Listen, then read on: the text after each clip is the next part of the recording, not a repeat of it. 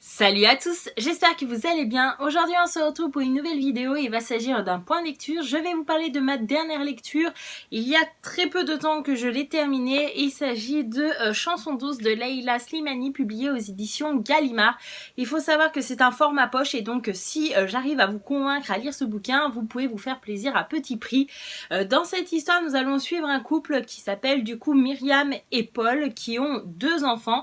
Donc une petite fille, Mila, qui a 4-5 ans et qui va à l'école, et Adam qui a seulement 2 ans.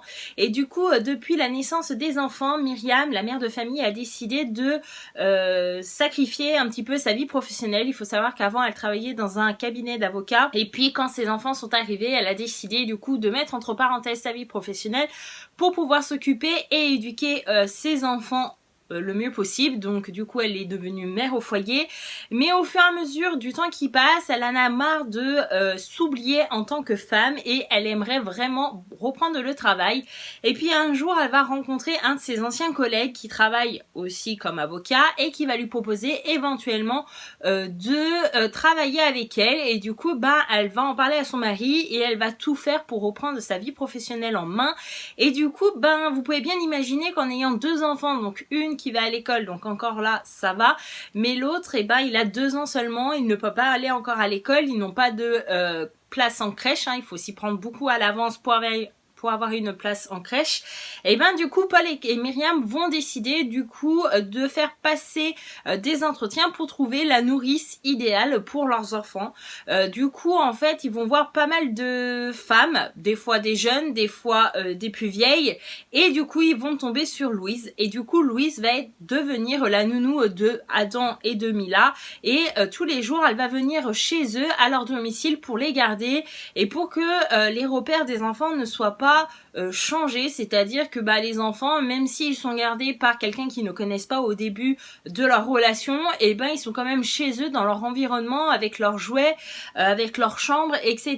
Et c'est quand même plus pratique parce que vu l'emploi du temps chargé au travail, que ça soit pour Paul ou pour Myriam, comme ça des fois Louise elle peut coucher facilement les enfants dans leur lit sans les réveiller pour autant quand les parents arrivent pour venir les récupérer. Dans cette histoire il va se passer quelque chose d'assez bizarre, c'est-à-dire que au début Paul et Myriam pensent qu'ils ont trouvé la nourrice idéale, parfaite sur tous les points, puisque tout simplement il faut savoir que Louise en plus d'être nounou, donc le fait de garder les enfants, elle fait le ménage, elle change les draps, voilà, c'est un peu à la fois la nourrice, donc elle garde les enfants, mais c'est aussi un peu la femme de ménage.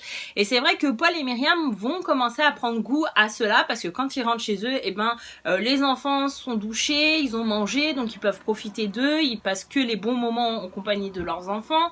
En plus de ça, généralement le repas est fait, la table est mise, et donc du coup les parents ont juste à se mettre les pieds sous la table et profiter de leur soirée. Donc franchement ils apprécient énormément leur nouvelle vie et aussi la présence de Louise chez eux, sauf qu'au fur et à mesure Louise va prendre une place assez délicate, assez importante et assez surprenante dans l'intimité du couple et dans la famille, et en fait c'est là que va commencer pas mal de choses. Et j'irai pas plus loin concernant ce bouquin parce que sinon je vais vous spoiler et ce n'est pas mon but, c'est surtout vous donner envie de lire ce bouquin. Moi personnellement j'ai adoré le cheminement que l'auteur a imposé dans ce roman, c'est-à-dire que oui, on fait la rencontre de Louise, on voit son arrivée, sa relation assez distante avec les enfants mais aussi avec les adultes au moment où elle les rencontre, les premiers jours de son travail, et puis au fur et à mesure on va découvrir une Louise qui va être de plus en plus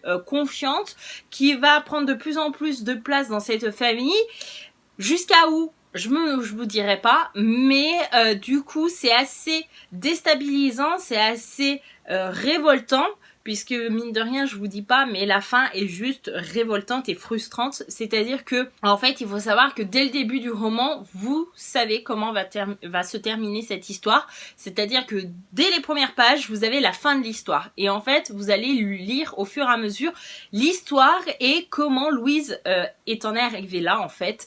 Et moi j'aime bien aussi quand les romans commencent par la fin et au fur et à mesure des pages que l'on va tourner on va découvrir l'histoire et comprendre pourquoi il s'est passé ça à la fin de l'histoire. Et voilà, c'est vraiment le cheminement que l'auteur a imposé dans ce bouquin qui est intéressant, puisqu'on voit vraiment Louise s'installer au fur et à mesure en fonction aussi des événements, c'est-à-dire que mine de rien, Paul et Myriam sont très intelligents, sont des gens très gentils, et au final en fait ils voient rien. Et c'est assez surprenant, et je me dis que mine de rien, si j'avais été à leur place, je ne sais pas si j'aurais pu voir des choses, des petits indices avant. Et bah voilà, la fin est juste révoltante et frustrante, puisque pour moi il manque des éléments, des détails sur les choses, sur les circonstances de la situation. Et voilà, je suis curieuse, et c'est vrai que l'auteur nous donne que quelques éléments, et je trouve ça dommage parce que j'aurais voulu qu'elle aille un peu plus loin, qu'elle nous donne un peu plus de choses à manger, à boire, tout ce que vous voulez. Mais pour moi, voilà, je trouve que la fin est assez frustrante parce qu'on n'a pas assez d'éléments. Mais voilà, moi personnellement, je vous recommande chaudement ce bouquin. Il faut savoir que c'est le prix Goncourt 2016. Et du coup, il est publié aux éditions Folio. Je viens de voir, je vous ai dit Gallimard, mais c'est parce que dedans c'est marqué Gallimard, parce que je pense que le grand format est Gallimard, mais le format poche est publié chez Folio. Voilà, mon point lecture est enfin terminé. J'espère que je vous aurai convaincu à découvrir et à lire cette histoire. En tout cas, voilà, moi j'ai passé un agréable moment en compagnie de ce bouquin. C'est une lecture très fluide, très efficace, et qui se lit très vite parce qu'on a envie de savoir comment ça va se passer et comprendre tout ce qui s'est passé avant cette fin. Donc voilà, n'hésitez pas à me dire en commentaire si vous avez déjà lu ce bouquin et ce que vous en avez pensé, pour qu'on puisse échanger, communiquer entre nous en commentaire. Et n'hésitez pas à me dire également si je vous ai convaincu. Je vous fais de gros bisous et je vous dis à bientôt dans une prochaine vidéo. Bye bye!